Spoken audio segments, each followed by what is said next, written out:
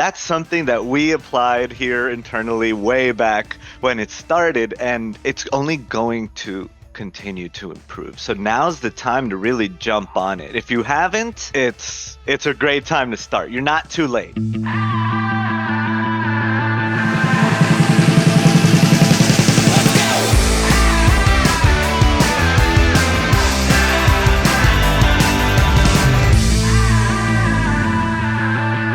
Hello and welcome to another Google Business Buzz. Guys, we are very lucky today. We're accompanied by Michael Jeremenko. He is the director of marketing for OMG National. And he's the guy that really gives us our leads, our prospects that are all sorts of local, small service-based businesses across the United States of America. MJ, Mike Jeremenko, thank you for joining us today. How are you? Doing great. How you doing, man? Doing good, man. Doing good. This is an exciting one because usually we're locked into a topic, right? It is the same topic as always, which is marketing and advertising for small businesses, right? How our small business audience can get new clients and convert them into business through digital means. But what we have today is basically free reign, right? To talk about the customer journey and where people are finding local businesses now in 2025. It's a different world, right? And we've been doing this together 10 years at least at OMG, right? Mike Jeremenko is an old school OMGer just like me. And and we've seen the change. We've seen how it's gone from like really mainly Google to Facebook to back to Google ads, local service ads, and now including AI and what that brings about. So what are your thoughts, man? Like give me your thoughts about how you've seen local small business marketing and advertising online change in these past 10 years. Yeah, man. I mean, just thinking about the evolution over the course of time and how much has changed, it's tremendous. I mean, even little changes, incremental over time to now with AI, and utilizing AI for search, it's astonishing. And the main thing is being able to adapt and adjust what you're doing as a business and or what we're doing as a business to accommodate for what is the latest and greatest ways to utilize. Totally. It's super interesting when you say the word adapt. Like if you don't adapt, we've seen businesses die, right? It's really a survival, just like out in the jungle.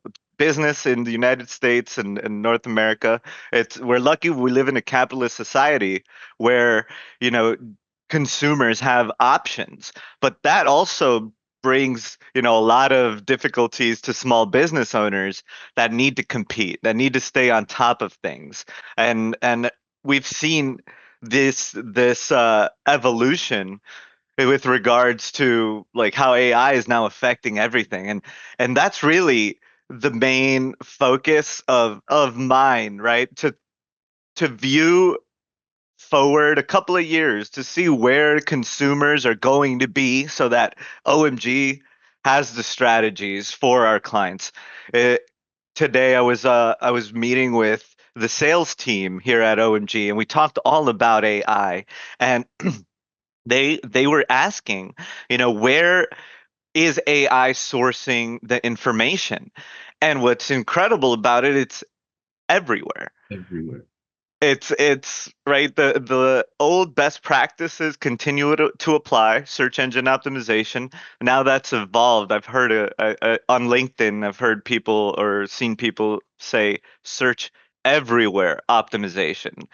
What do you think about that? Yeah, no, I mean that's exactly the case. I mean, I know last episode you talked with Anthony, and the importance of, your website and AI reading your website and using the SEO stuff on your site to give you that AI result.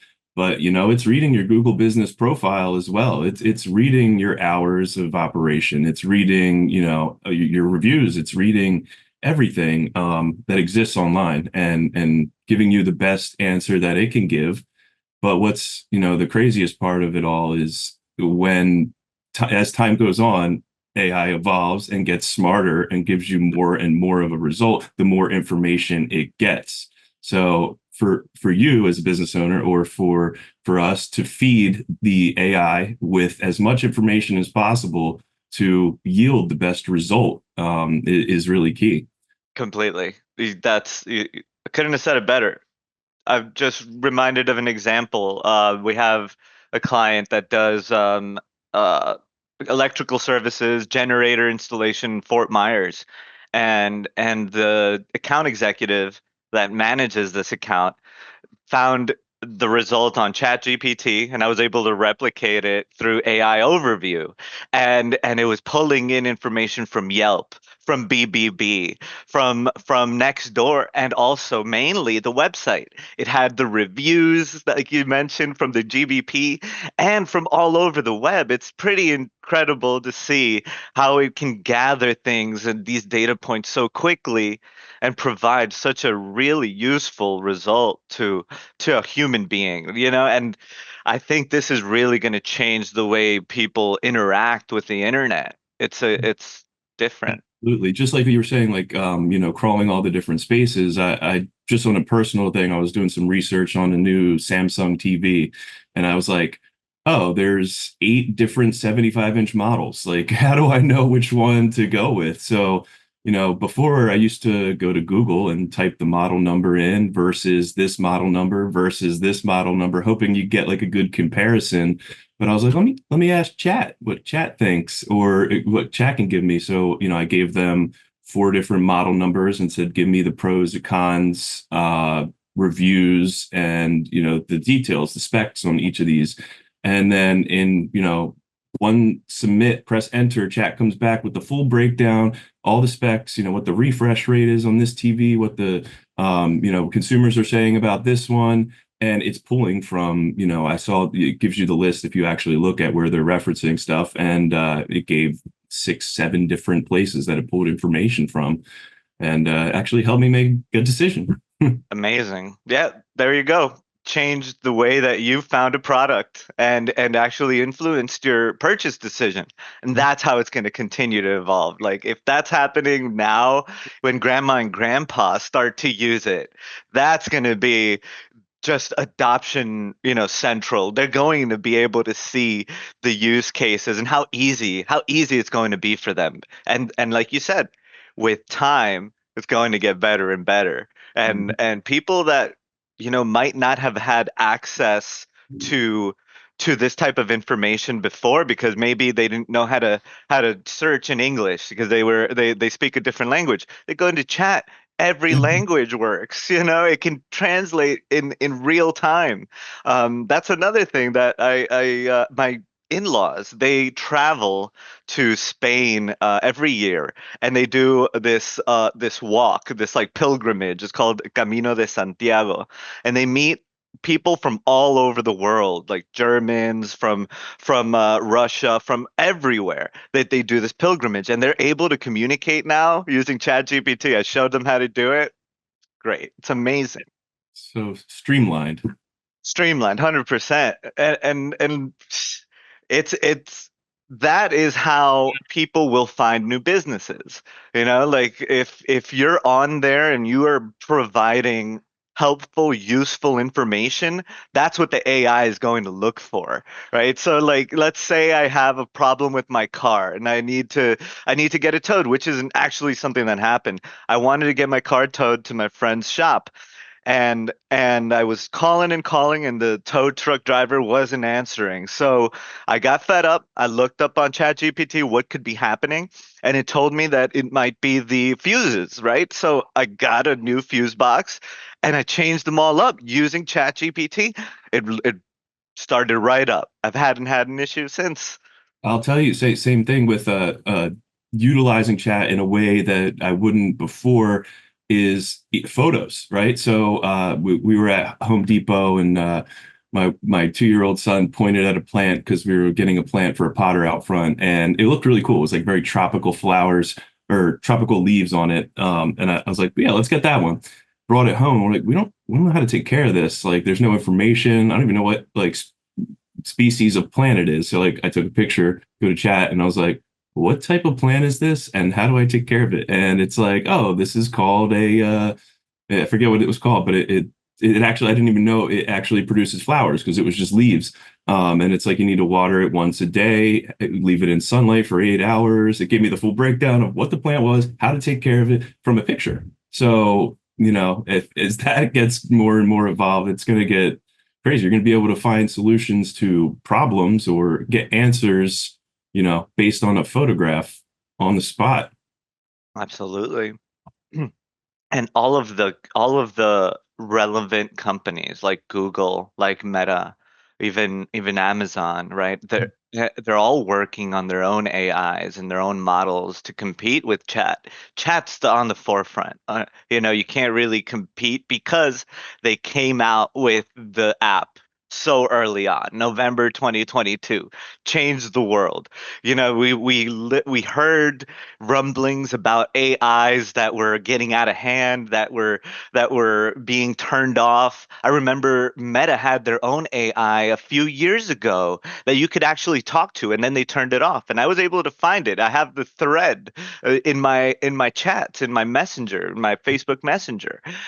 They turned that off. Then, like even before ChatGPT was rolled out, there was an engineer that left Google and was doing the podcast rounds talking about how the AI is just like so advanced, it's going to be crazy and they got to shut it down.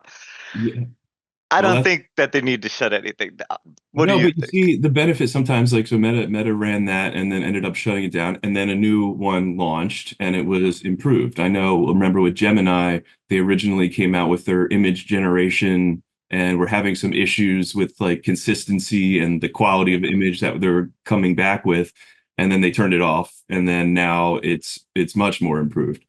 Chat obviously being the forefront with some of the image generation stuff there is spectacular. You could really create something that is indistinguishable from real life. 100%. Now they can even spell things out correctly, right? That's another great use case. Like this is an example for a small business that doesn't like to make their own content or that doesn't like to do social media. Ask chat to do it for you. It'll create the copy, it'll create that little caption for your post and the post. And you can have it to change from Instagram to Facebook to LinkedIn to X, whatever platform you want. That this is just like a quick tip for anybody to do, like that's something that we applied here internally way back when it started, and it's only improved. And it's only going to continue to improve. So now's the time to really jump on it. If you haven't, it's a great time to start. You're not too late. This is an initial like beginning of a technology, right? We're in the phase that we don't Infancy. know who's gonna really be the winner, even though chat is number one right now because of user adoption. If you look at the tech and look at the benchmarks, Google's Gemini is better in a lot of ways. Oh yeah, and I mean, like you say, it's chat might be at the forefront right now, but that's not to discredit the Meta or the Google AI, because just like the AI overview on Google, I've seen how that's changed in the last 6 months from where it started to where it is now, and the answers it gives you are actually what you're looking for. I know initially I was kind of apprehensive because it would say something, and I'm like, yeah, but now the results that are coming back in that little AI overview snippet at the top, they're pulling from so many different sources that they're giving you a good, reliable answer. 100%. It's crazy. Yeah. And like if you listen to people like Sundar Pichai and Sam Altman, even Elon Musk, like they've been so impressed by AI. There are things that they can't even explain how it is coming to these like conclusions and being able to do these things. When we talk about like what AI will evolve to, it's going to help us do more as humans in my mind. Like at OMG, we've been able to continue to get new clients without having to add on additional personnel. We definitely have added on additional personnel, but not at the same rate that we've needed to in the past because of how many new clients are coming in. And thanks to your efforts, we get these consistent new clients, right? Now, when we're in fulfillment, our GBP optimization specialists, our social media specialists, they're enhanced with Gemini integrated into our CRM and our proprietary Uni software, right? It's it's helped us be faster, be more precise, be more unique for the clients, and it feeds AI directly. Yeah, no, going to applying to a specific product, obviously, like you say, I generate the prospects that our sales teams talks to, and I do a lot of Facebook ads, meta ads. I run on the back end, which then display to Facebook and to Instagram through the reels, the stories, the feed, whichever placements we so choose. And our targeting is very well defined. We know our target market and our audience, and we've developed an incredible, system for targeting businesses that are looking for marketing and our products would apply to. But with AI, now Meta has kind of integrated their own, they call it the Advantage Plus part of targeting, where, they're going to take what you give them and use their algorithm to tweak it accordingly and target people that they think are also likely to, be applicable outside of your standard, targeting parameters or custom lists that you upload. Now, we talk about the evolution. It's definitely in its infancy right now, as we saw. The Advantage Plus has a couple quirks about it right off the gate. And it's maybe better suited for business to consumer at the current moment versus business to business application. But I feel as if the Advantage Plus model is going to take over. You're probably not going to have much of an option. Let Meta use their AI and the algorithm to optimize the results for you. And I'm excited to see where it all goes in the matter of probably a couple months. Yeah, yeah, Zuck said that. His mission is to basically allow business owners to create and run their own ads for it to be just on in the background automatically. And Google's doing the same. AI Max, they're bringing that to Google Ads. AI Max is just basically you give it your website, creates everything based off of that content, right? Like the dynamic search ads that used to be created that still are part of Google Ads. This is on steroids. It's very impressive, and like you said, right? The Advantage Plus in Meta AI, they've just invested, I think, like 20 more than $20 billion on a new AI company, and the CEO of that company is going to Meta's super AI department. Like I just read that this morning. So they're making this heavy investment because they don't want to be behind to Meta or to Google. Google and Chat are, ahead of them right now. But this investment and how they've taken AI into their advertising unit, it's really profound. It's a profound change.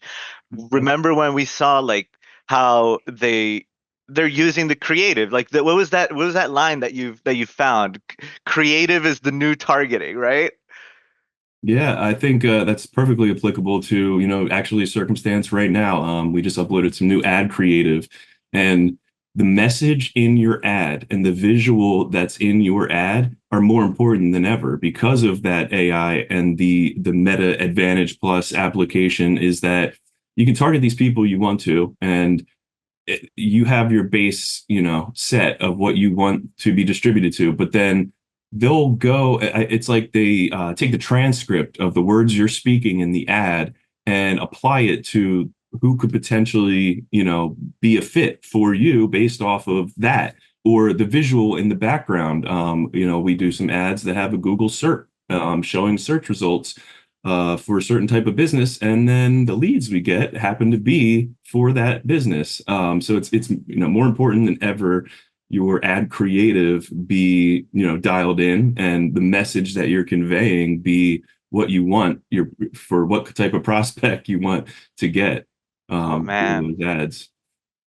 Right, right. That makes me think about like how Meta uses all of the data that they have, right? Every user tells Meta what they do, basically, how they make their money, what their profession is.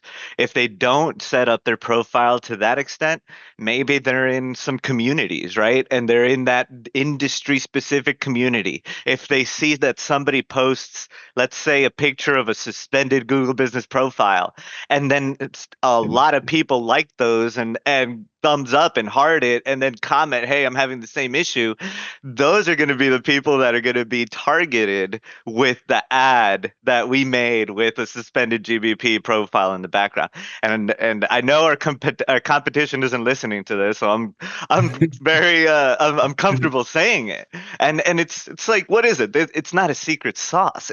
It's logic, and it's really cool to see how AI is taking basically human logic and just putting it on steroids. Mhm.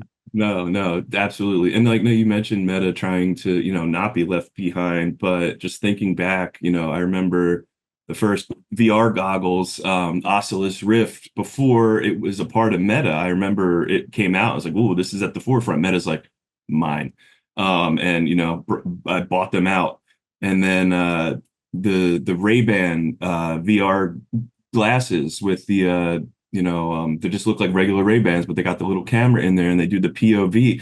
They're really, one of the only ones out there that are good quality. And I keep seeing more and more videos of it, where, it's like your perspective. It's almost like a Black Mirror episode. But Meta was like, that's great. We're collaborating, Meta, Ray-Ban, and it's Meta's a part of it. So they're definitely going to be at the forefront in the future too.